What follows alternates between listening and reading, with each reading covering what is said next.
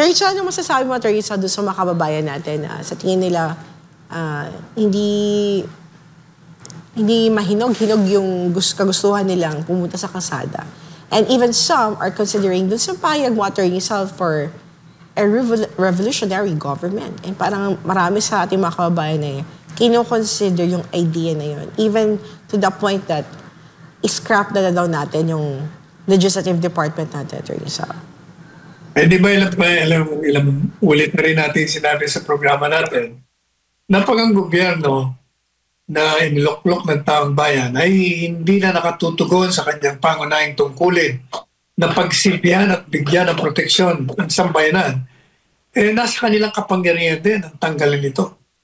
At hanggat hindi ho sila gumagalaw, wala ho talagang mangyayari sa atin. Kaya nga yung mga framers ng Constitution nagbigay ng karapatan dyan sa saligang batas na ang taong bayan ay may karapatan na lumabas at ilabas ang mga hinaing laban sa mga tiwaling opisyales, laban sa hindi pagtugon sa pangangailangan ng sambayanan.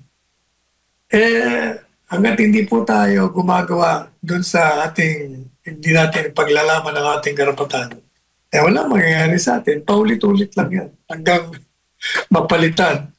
Masyado ng talamak. Alam mo, Hana, parang